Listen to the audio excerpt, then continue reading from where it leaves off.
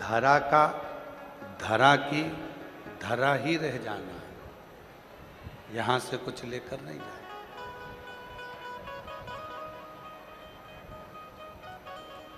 यहीं पर छोड़, पर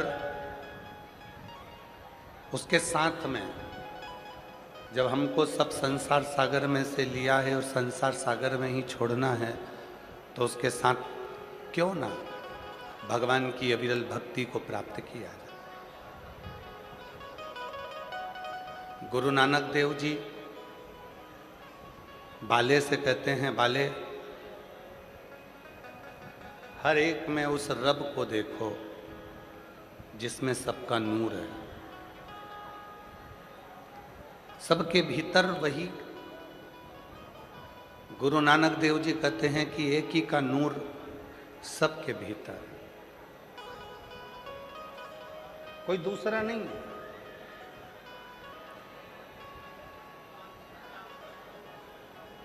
हर एक के भीतर उसी का नूर समाया हुआ है।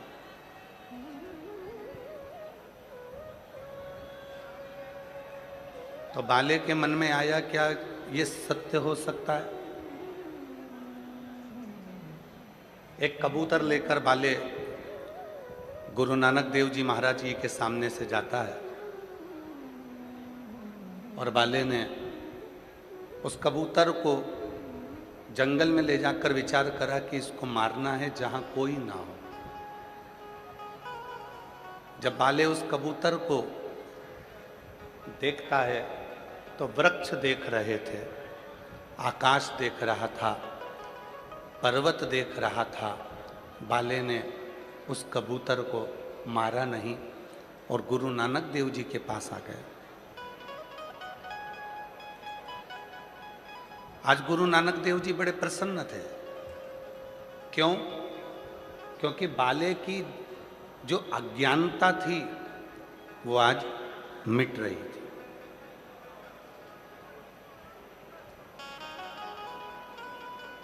और जब जीवन में अज्ञानता मिटे तो समझ लेना कि आप जिंदगी में फतेह कर लिए। इसीलिए कहते हैं वाहे गुरु जी दा खालसा, वाहे गुरु जी दी फतेह। अज्ञानता मिटे तो समझो कि फतेह हो गई।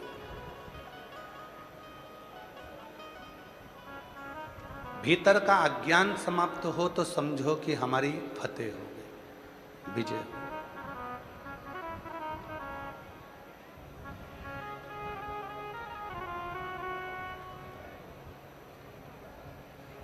जब तक ये अज्ञानता हमारे अंदर भरी हुई है कि ये मेरा है, वो उसका है, ये मेरा है, वो उसका है, ये घर इसका है, गाड़ी इसकी है, बड़ी गाड़ी इसकी है तो छोटी गाड़ी इसकी है, वो गाड़ी इसकी है, घड़ी उसकी है, सामान उसका है, ये सामान उसका है, वो सामान उसका है।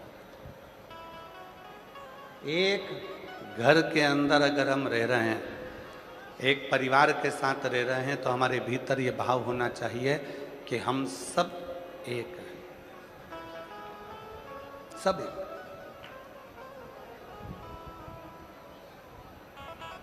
वृक्ष पर फल ज्यादा लग जाते हैं तो डाली नबती है और नबकर टूट जाती है। फल ज्यादा लगे पेड़ पर तो डाली टूट गई। जब धन बढ़ता है, संपदा बढ़ती है, वैभव बढ़ता है तो अहंकार भी बढ़ता है, अभिमान भी बढ़ता है। और वो अभिमान जब बढ़ता है तो रिश्ते टूट जाते हैं, संबंध टूट जाते हैं। भगवान देवाधिदेव महादेव, भगवान शिव, भगवान शंकर, एक बार भगवान उमा महेश का बड़ा सुंदर संवाद है। आज संपूर्ण देश में मारवाड़ी माहेश्वरी समाज को हम बधाई देते हैं महेश नवमी की। आज संपूर्ण मारवाड़ी माहेश्वरी समाज में सुंदर आज महेश नवमी है, जिस दिन माहेश्वरी समाज की उत्पत्ति का दिन है। हम संपूर्ण मारवाड़ी महेश्वरी समाज को बहुत बहुत साधुवाद देते हैं आज महेश नवमी की। एक बार आप भी जोरदार ताली बजाकर साधु कर। एक बार भगवान महेश ने शंभु पीछे हुआ, एक बार भगवान महेश ने माता उमा जी से कुछ बातें कही।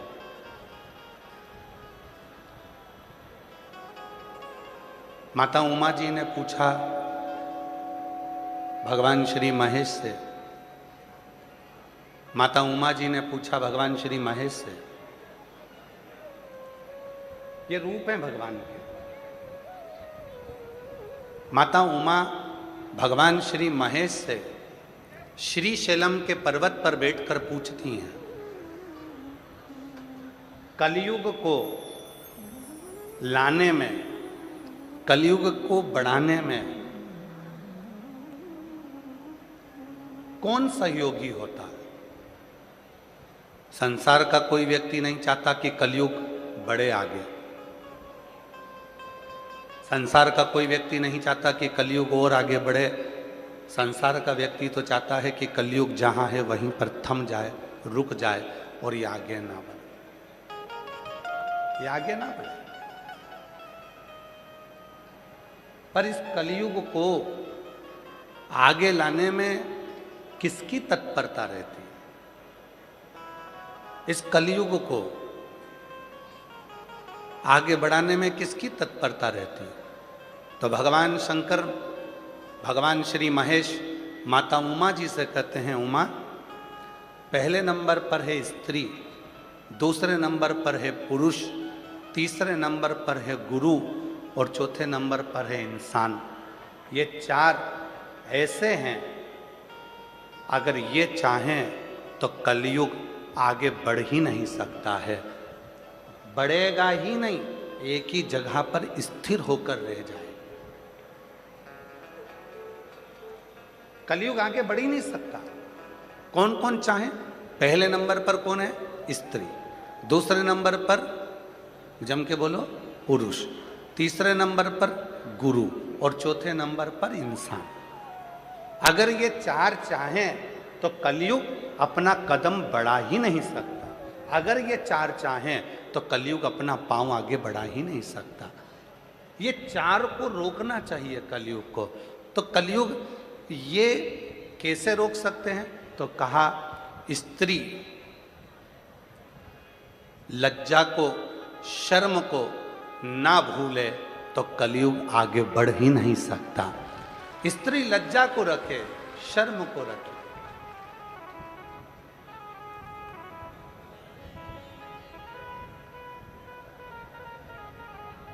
पंजाब हमको एक बहुत बड़ी सीख देता है। पंजाब एक हमको सबसे बड़ी सीख देता है कि जब भी गुरुद्वारे में जाया जाता है, जब भी कोई सत्संग में जाया जाता है, तो सिर पर अपनी चुन्नी को मेरी जीजियां अपने माथे पर रख लेती। पुरुष जब गुरुद्वारे में जाते हैं, सत्संग में जाते हैं, लंगर में जाते हैं, तो अपने सिर पर एक वस्त्र, एक पाग, पगड़ी, एक वस्त्र रख लेते हैं। क्या है? क्या है? और ये बात केवल एक की नहीं है। गुरु नानक देव जी महाराज जी से भी बाले ने पूछा था कि जब कोई लंगर चखता है तो अपने मस्तक पर वस्त्र क्यों रखता है? जब मत्था टेकने के लिए गुरुद्वारे में आता है, देवालय में जाता है, शिवालय में जाता है, तो अपने मस्तक पर वस्त्र क्यों रखता है? तो कहा गुरु नानक देव जी ने, वहाँ पर हम तो नहीं होंगे, पर जब वो वस्त्र अपने मस्तक पर हमारा सम्मान के भाव से रखेगा तो हमारा हाथ वस्त्र के रूप में उनके सिर पर रखा ही रहेगा। जो बोले सो निहाल। वो हस्त कमल है हमारा जो सिर पर रखा। स्त्री लज्जा ना छोड़े, स्त्री शर्म ना भूले, शर्म को ना छोड़े। और जब स्त्री अपनी शर्म को, लज्जा को नहीं छोड़ती है तो कलयुग आगे बढ़ता ही नहीं है। दूसरे नंबर पर है पुरुष। स्त्री लज्जा ना छोड़े, पुरुष संस्कार ना छोड़े। पत्नी है, आदर करो। माता पिता हैं, सम्मान करो। छोटी बहन है, बड़ी बहन है, आदर करो। बुआ है, आदर करो। नानी है, आदर करो। दादी है, आदर करो। एक पुरुष जब अपने संस्कारों को पकड़ कर रखता है, संस्कारों को नहीं भूलता है, संस्कार नहीं छोड़ता है, तो कलयुग भी आगे बढ़ता ही नहीं है। पुरुष के हाथ में भी है कलयुग को थोड़ा रोक दे। पुरुष के, स्त्री लज्जा ना भूले, शर्म ना भूले, पुरुष संस्कार ना भूले। संस्कार, नानी का मान क्या होता है, दादी का मान क्या होता है, बुआ का मान क्या होता है, बहन का मान क्या होता है, माँ का मान क्या होता है, मामी का मान क्या होता है, मामू का मान क्या होता है, एक मामा का मान क्या होता है, सबका सम्मान क्या होता है, ये पुरुष कभी ना भूले, अपने संस्कारों में ढल कर रहे तो निश्चित है ये कलयुग आगे नहीं बढ़ता। कलयुग नहीं। तीसरे नंबर पर है गुरु। कलयुग को रोकने में गुरु की सबसे बड़ी प्रधानता है। क्या?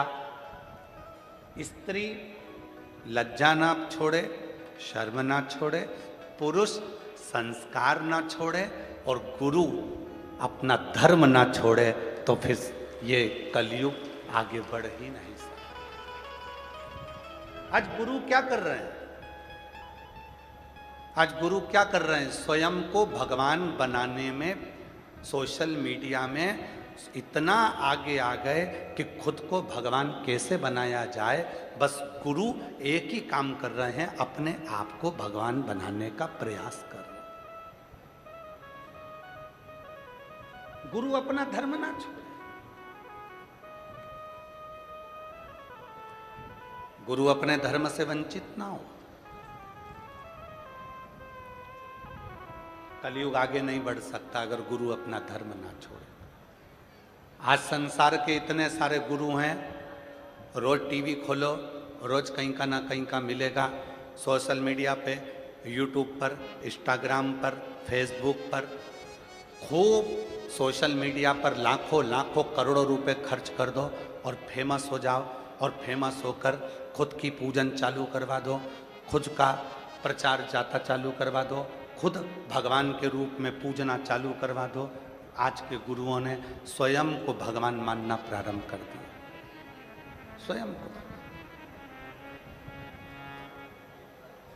और शिव महापुराण की कथा क्या कर रही है? शिव कथा क्या कर रही है? गुरु अपना धर्म ना छोड़े। गुरु का क्या कर्तव्य है?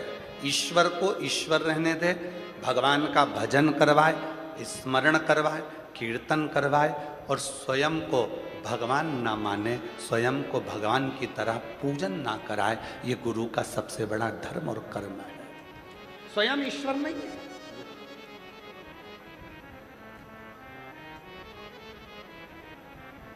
आज के गुरु ऐसे हो गए,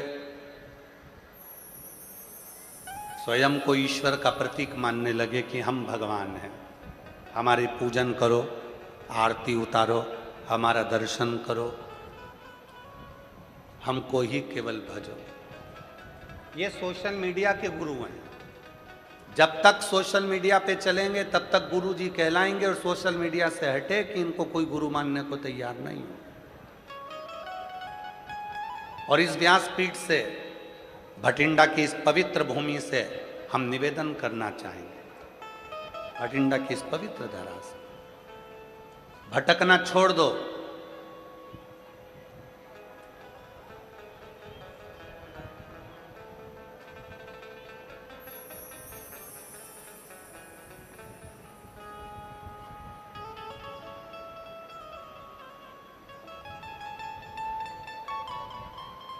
कहीं नहीं भटकना, भटकना छोड़ो। कोई कहे कि ये गुरु, कोई कहे वो गुरु, कहीं नहीं भटकना। अपन को तो केवल जिसकी वाणी हमारे हृदय को छू जाए और जिसकी वाणी से हमें शिव मिल जाए, बस वही गुरु है। बाकी के हमें कहीं जाने की, भटकने की जरूरत नहीं।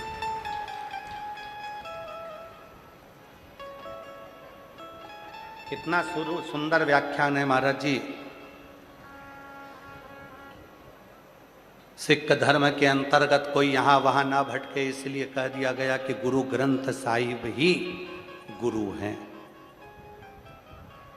ग्रंथ को गुरु बना लिया, गुरु वाणी को गुरु बना लिया कि भटकना नहीं है हमको, हमको यहां वहां जाना नहीं, हमको डोलना नहीं है। पहले नंबर पर स्त्री कलयुग को रोक सकती है अगर वो अपनी लज्जा और शर्म को ना भूले। दूसरे नंबर पर पुरुष अगर वो अपने संस्कारों को ना भूले तो कलयुग को रोक सकता है। और तीसरे नंबर पर गुरु जो अपने आप को ईश्वर ना माने, ईश्वर को ईश्वर रहने दे और वो अपने धर्म को ना छोड़े, तो समझ लेना कि वो कलयुग को रोक सकता है। और चौथे नंबर पर है इंसान।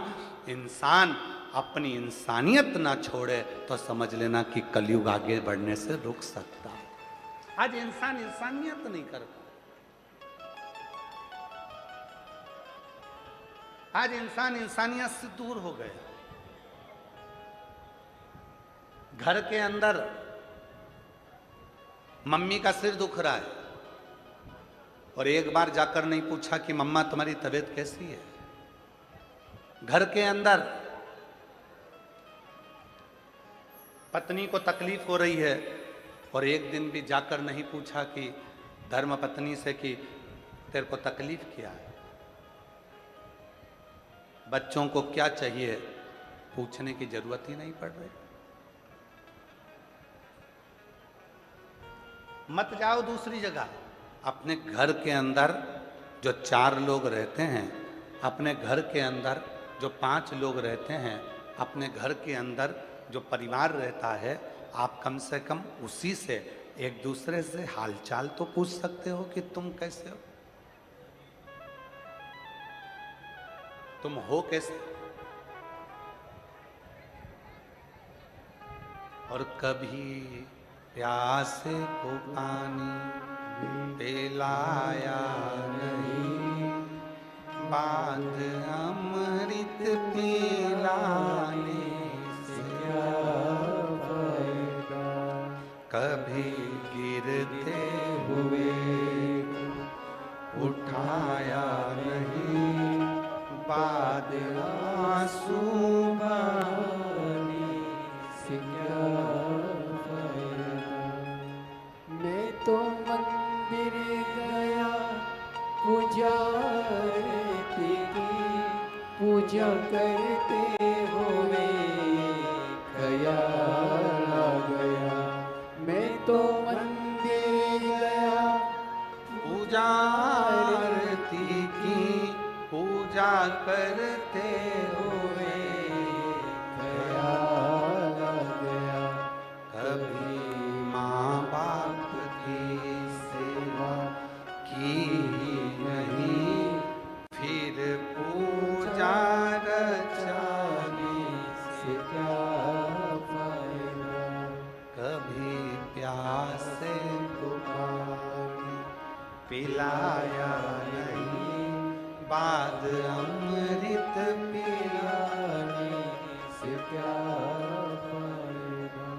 कौन ध्यान जो हैं अपने साथ उनका स्मरण करो। हम क्यों यहां वहां डोलते हैं, क्यों, किस लिए। कलयुग आगे बढ़े ना, उसके लिए इन चारों को ध्यान रखना है। पहला स्त्री को, दूसरा पुरुष को, तीसरा गुरु को, चौथा इंसान को। इंसानियत ये भूले ना।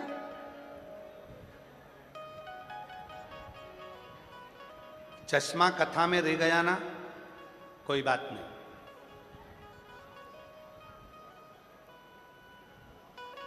चश्मे की याद कब आती है? जब आप कुछ पढ़ते हो। बोलो बोलो, सही है कि गलत है? जम के बोलो जरा। चश्मे की याद कब आती है?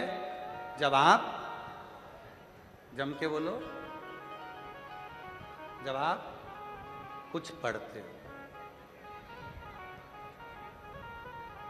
तुम्हारे दांत पूरे निकल गए और एक डब्बी में दांत रखे थे, कहीं खो गए।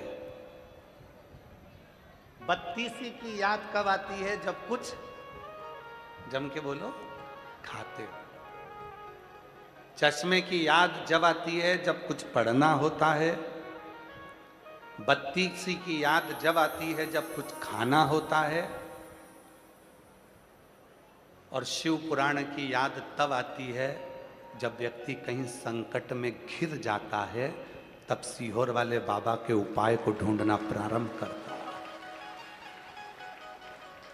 शिव और मेरा भोलेनाथ आता है।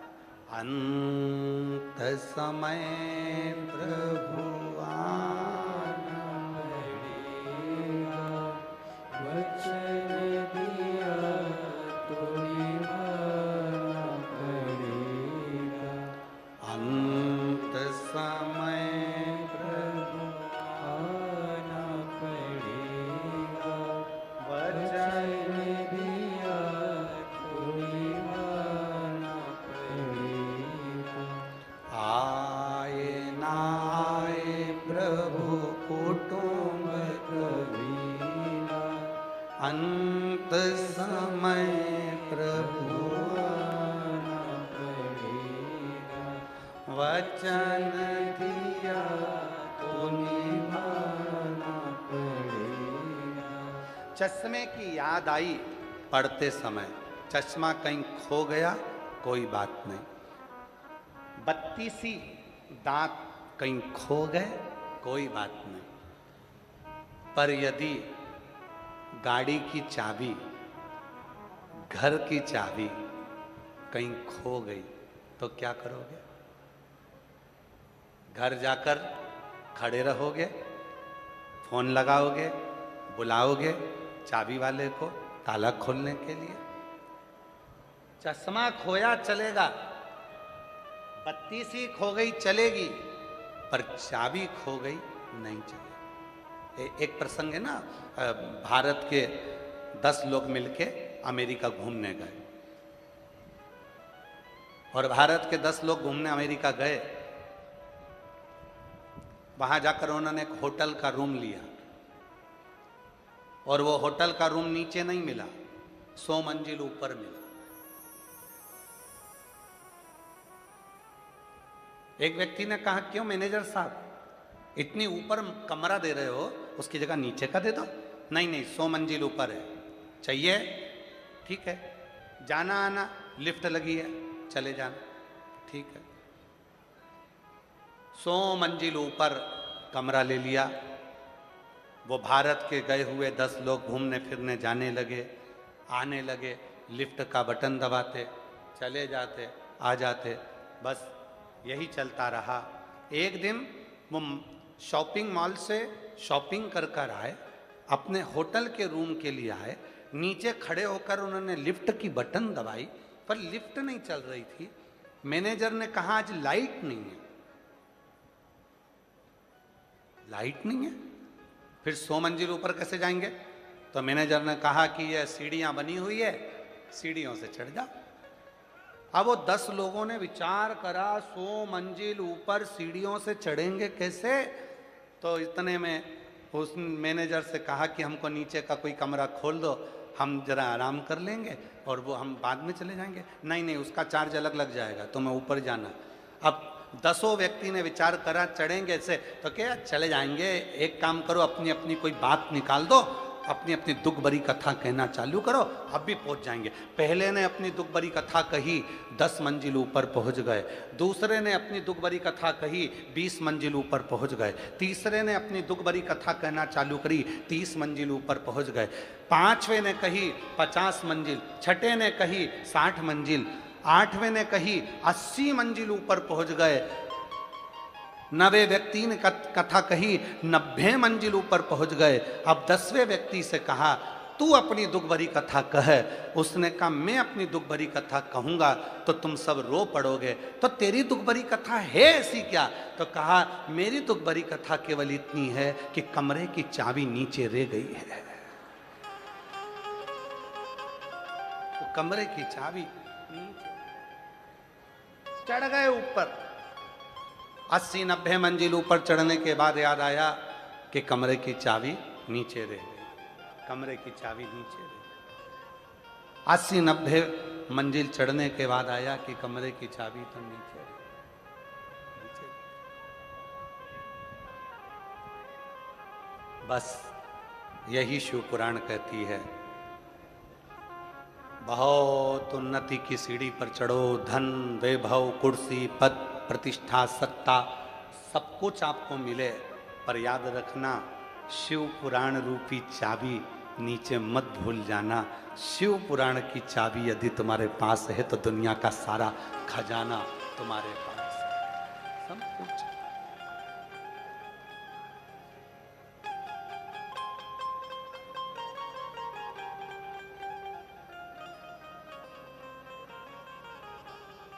तेरे दर पे आके मुझे क्या मिला है, तेरे दर पे आके मुझे क्या मिला है। मैं जानता हूँ या वो जानता है, मैं जानता हूँ या वो जानता है, तेरे दर पे आके मुझे क्या मिला है, तेरे दर पे आके मुझे क्या मिला। ये सब कुछ जानने वाला कोई दूसरा है ही नहीं। चश्मा भूल जाएगा चलेगा, बत्ती सी भूल जाएगा चलेगा, चाबी नहीं भूलना चाहिए।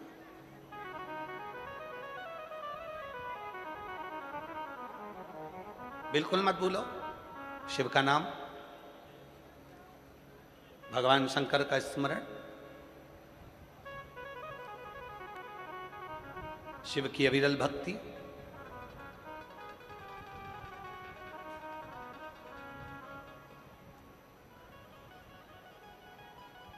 एक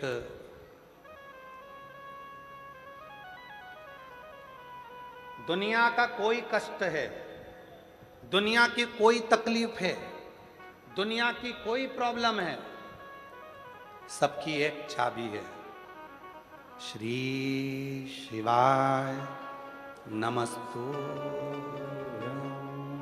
श्री शिवाय नमस्तु, श्री शिवाय नमस्तु। दुनिया की एक चाबी है उस शिव का नाम।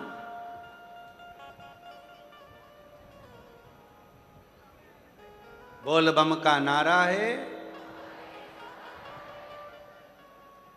सारी समस्या का हल, सबका एक साधन, एक साधन शिव।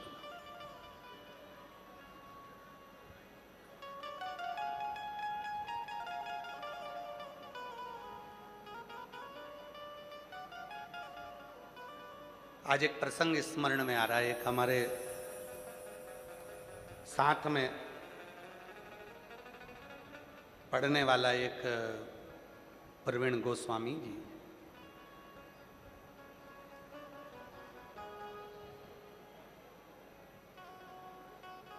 और प्रवीण गोस्वामी 8th क्लास में साथ में था, और पढ़कर उनके पिताजी नौकरी में थे तो वो दिल्ली विवेक विहार चले गए।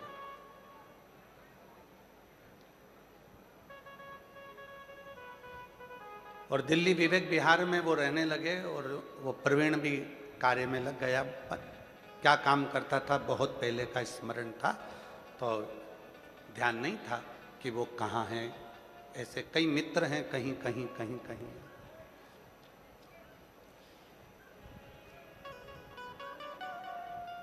कई लोग हैं।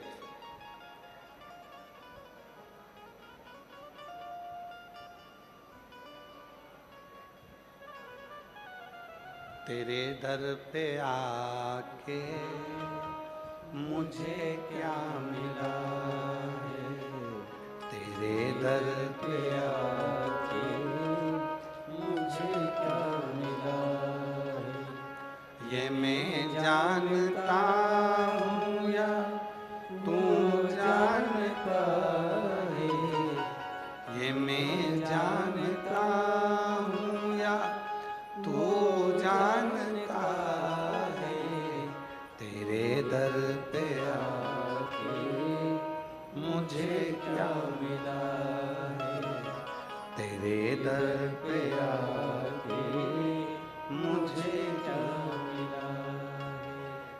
तेरी रहमतों का एक आसरा है, तेरी रहमतों का एक आसरा है, तेरी रहमतों का एक आसरा है, तेरी रहमतों का एक आसरा है, ये मैं जानता हूँ या तू जानता है, ये मैं जानता हूँ या वो जानता है, तेरे दर पे आके मुझे क्या मिला है, तेरे दर पे आके मुझे क्या मिला है।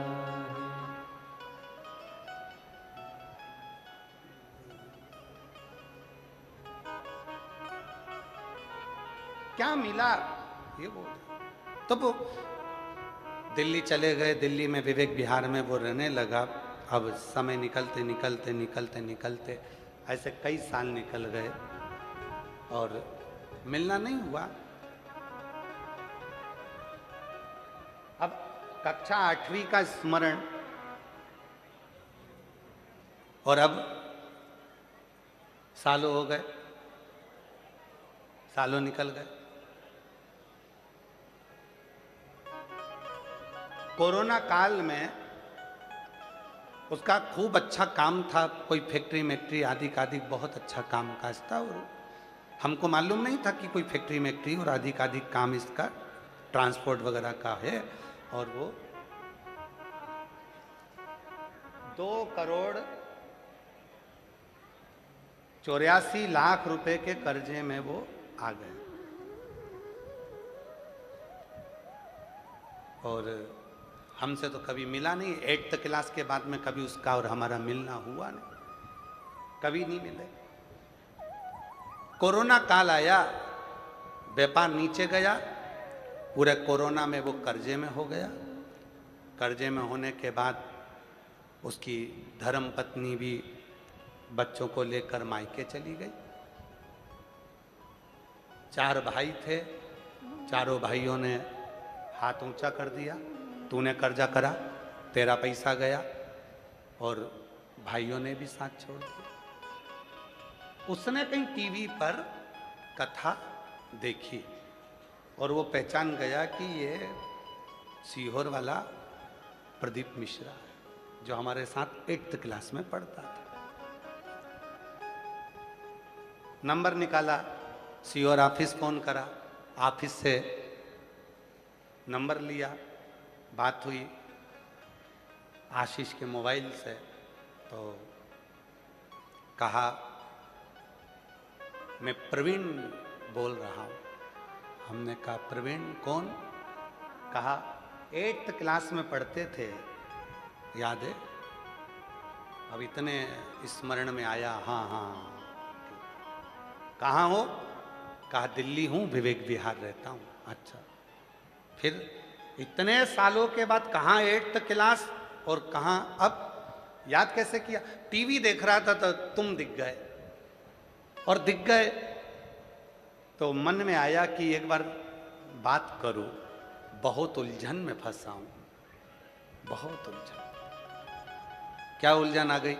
कोरोना काल में सारा पैसा डूब गया, 2,84,85,00,000 के करीब में चला गया, पूरी फैक्ट्री डाउन हो गई, सब कुछ डब हो गया, कुछ भी नहीं बचा, सब ने साथ छोड़ दिया, पत्नी और बच्चे भी चले गए, अपने मायके गई है, और अब क्या कर सकते हैं?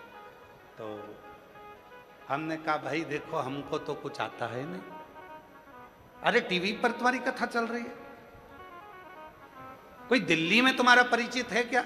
उससे कभी मिलवा दो, कोई सपोर्ट मिल जाए, सहयोग मिल जाए। तो हमने कहा भैया हमारा तो एक ही परिचित है, श्री शिवाय नमस्तभ्य, एक ही परिचित है और वो केवल शिव है। अरे भाई बहुत कर्जा है, कोई मिल जाए जो थोड़ा बहुत सपोर्ट। हमने कहा मुश्किल। एक है वो कर्जा नहीं देता, खुद कर्जे में रहता है, और उसका नाम महादेव है, शिव है, शंकर है, ओघड़धाम। चलो ठीक है, मेरा पैसा वापस कैसे आएगा? हमने कहा देखो पहले समय अच्छा चल रहा था ना, हाँ पत्नी भी थी, हाँ बच्चे भी थे, हाँ परिवार भी था, हाँ भाई भी साथ में थे, हाँ समय अच्छा चल रहा था, काल अच्छा चल रहा था। अब तेरा काल, तेरा समय बेकार हो गया तो घबराना नहीं। घड़ी बनाने वाला, समय बनाने वाला, काल बनाने वाला उस महाकाल को याद करना प्रारंभ कर दे, और जिस दिन तू महाकाल को याद करना प्रारंभ करेगा उस दिन तेरा काल सुधरना प्रारंभ हो जाएगा और तेरी जिंदगी वापिस वैसी की वैसी हो जाएगी। उसने कहा क्या करना पड़ेगा? हमने कहा प्रदोष का समय हो, प्रदोष का समय। तो उसने कहा प्रदोष का समय कब होता है? तो हमने कहा शाम का समय, सूर्य डूब रहा हो, उस समय पर चंद्र अपनी जगह पर आ रहा हो, और प्रदोष का जो समय होता है, दोनों के मिलन का जो समय होता है, उस समय पर बस एक लोटा जल सामने भरकर तैयार रख और आवाज लगा, काल हर, कष्ट हर, दुख हर, दारिद्र हर, खुशी की लहर कर, नमः पार्वते पते हर। बस बोलना प्रारंभ कर, काल हर, कष्ट हर, दुख हर, खुशी की लहर कर। उसने कहा इसके बोलने से कष्ट कट जाएगा।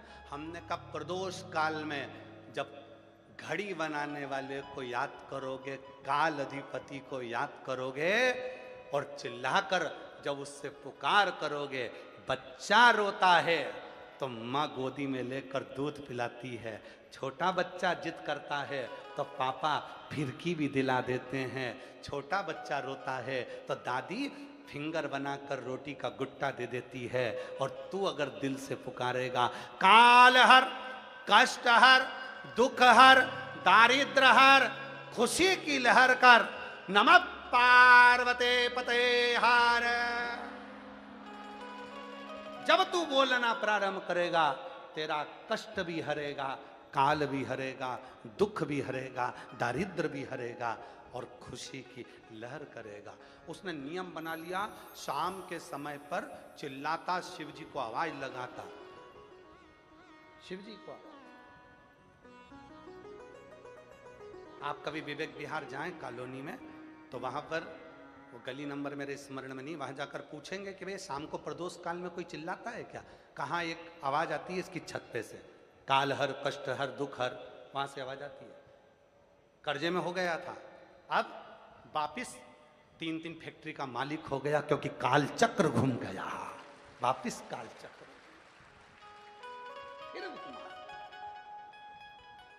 किसकी सामर्थ्यता है? पैसा देने वाला पैसा दे सकता है पर समय चेंज नहीं कर सकता। धन देने वाला धन दे सकता है पर कष्ट आपका मिटा नहीं सकता, दरिद्रता नहीं मिटा सकता। धन दे देगा, संपदा दे देगा, सर रोग को नहीं मिटा सकता, हॉस्पिटल में अटैची लेकर खड़ा हो जाएगा, पर रोग मिटाने की जवाबदारी भी उसकी है, कष्ट मिटाने की जवाबदारी भी उसकी है। जब हम उससे कहते हैं काल हर, कष्ट हर, दुख हर, दरिद्र हर, हे प्रभु खुशी की लहर कर, जब उससे कहते हैं तो वो ध्यान देता है कि मुझे पुकार रहा है, मुझे आवाज लगा रहा है, और फिर वो आता है और ऐसा काल चक्र घुमाता है कि घड़ी जो उल्टी चल रही हो उसको सीधी कर देता है और तुम्हारी जिंदगी की सुखी कर देता है।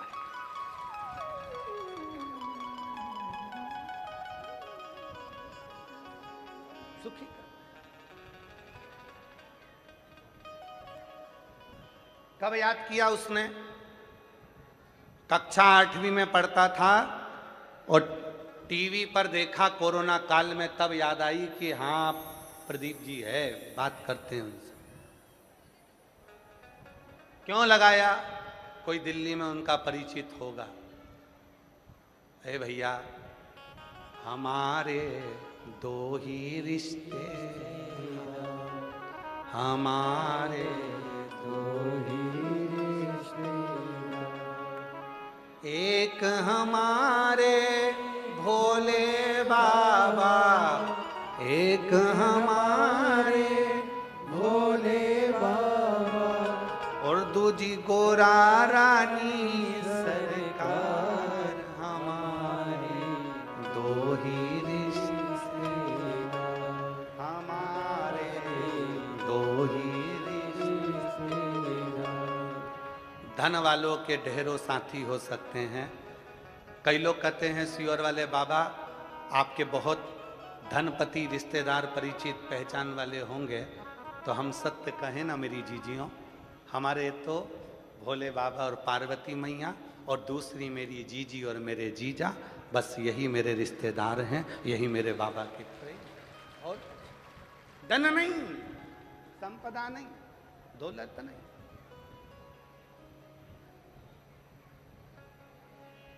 कोई कहे कि सियोर वाले बाबा के पास जाएंगे, पत्रिका दिखाएंगे, हाथ दिखाएंगे तो हमारा दुख काट देंगे। ना ना ना, सियोर वाले बाबा को कुछ नहीं आता, उसका दुख तो खुद भोलेनाथ काटता। तकलीफ है, कष्ट है, दुख है, परेशानी है, पुकारो उसको, पुकारो।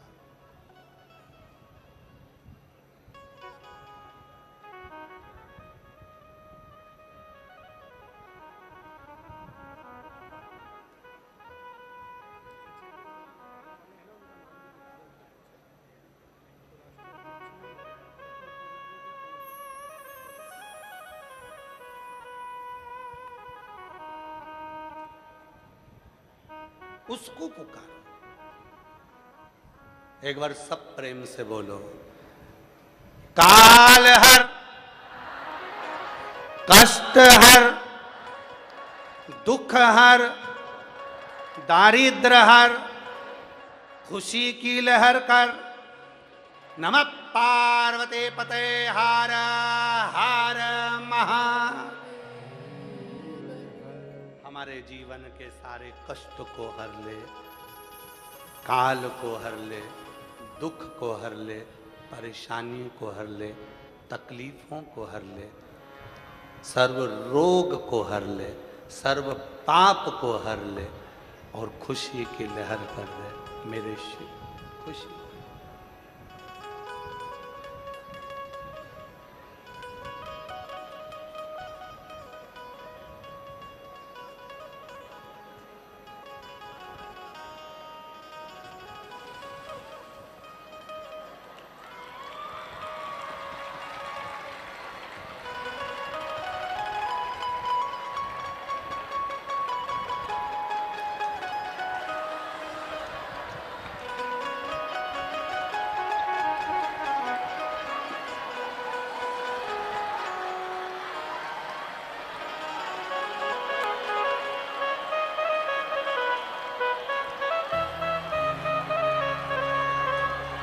पर्वत से भोले बाबा नीचे उतर आओ, पर्वत से भोले बाबा नीचे उतर आओ, ओ पर्वत से भोले बाबा नीचे उतर आओ। छेड़ना नहीं है, उसको नहीं छोड़ना।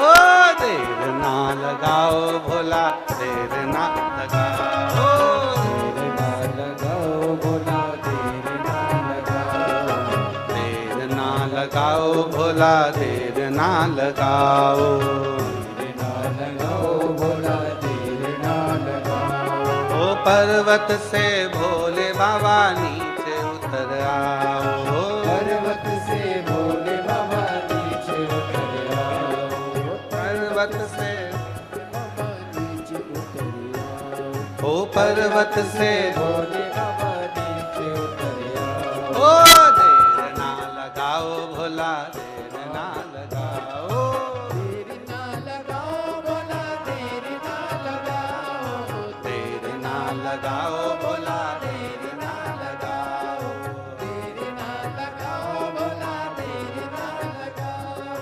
भोले के लान में ने, भोले के लान में ने गंगा जल, भोले के लान में ने गंगा जल मंगाया। भोले के लाल मैंने गंगा जल बुलाया। ओ जल्दी से आओ भोला, देर ना लगाओ, जल्दी से आओ भोला, देर ना लगाओ। ओ जल्दी से आओ भोला, देर ना लगाओ, जल्दी से आओ भोला, देर ना लगाओ। ओ पर्वत से भोले बाबा नीचे उतर आओ। पर्वत से भोले बाबा नीचे उतर आओ। ओ पर्वत से भोले बाबा नीचे उतर आओ। पर्वत से भोले बाबा नीचे उतर आओ। ओ देर ना लगाओ भोला, देर ना लगाओ, देर ना लगाओ भोला, देर ना लगाओ, देर ना लगाओ भोला, देर ना लगाओ, देर ना लगाओ भोला, देर ना लगाओ, देर ना लगाओ भोला, देर ना लगाओ।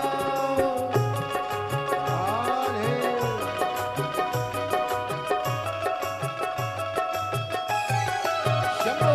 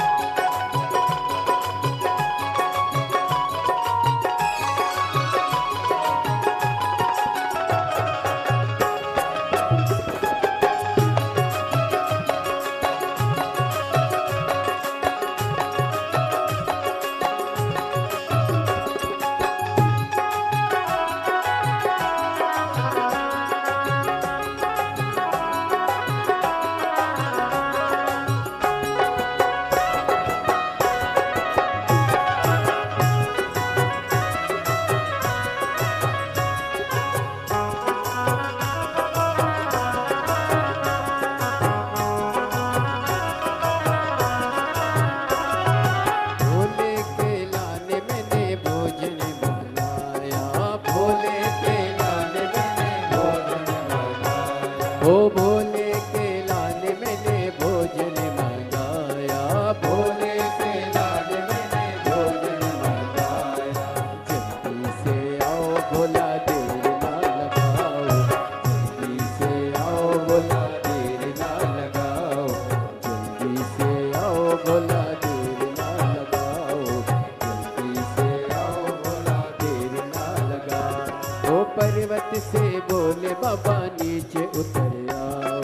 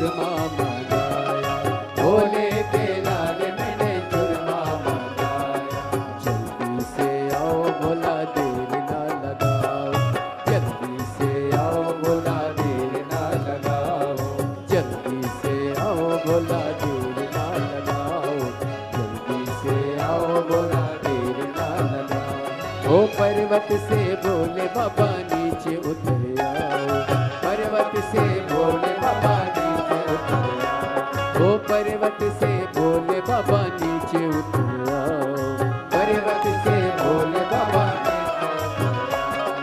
देर ना लगाओ बोला देर ना लगाओ, देर ना लगाओ बोला देर ना लगाओ, देर ना लगाओ बोला देर ना लगाओ, देर ना लगाओ बोला देर ना लगाओ।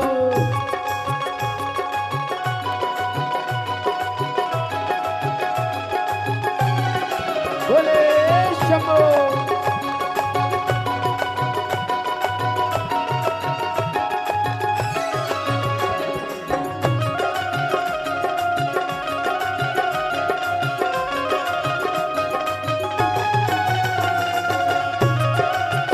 हमारे बीच में श्री मनीष सिंह जी सिसोदिया जी, पूर्व उप मुख्यमंत्री दिल्ली पंजाब प्रभारी, हमारे बीच में पधारे हैं। एक बार जोरदार ताली बजाकर उनके लिए साधुवाद।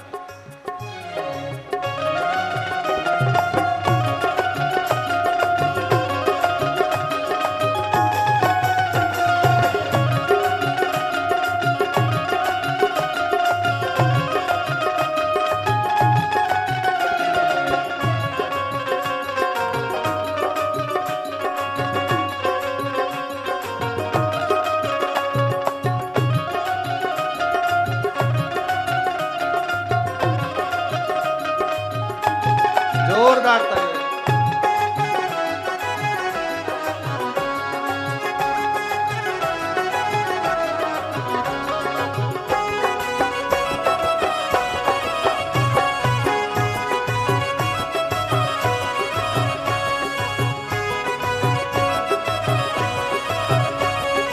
भोले के लाने मैंने सेजवा बिछाया, भोले के लाने मैंने सेजवा बिछाया, भोले के लाने मैंने सेजवा बिछाया, भोले के लाने मैंने सेजवा बिछाया। जल्दी से आओ बोला देर ना लगाओ, जल्दी से आओ बोला देर ना लगाओ, जल्दी से आओ बोला देर ना लगाओ, जल्दी से आओ बोला देर ना लगाओ। पर्वत से भोले बाबा नीचे उतर आओ, पर्वत से भोले बाबा नीचे उतर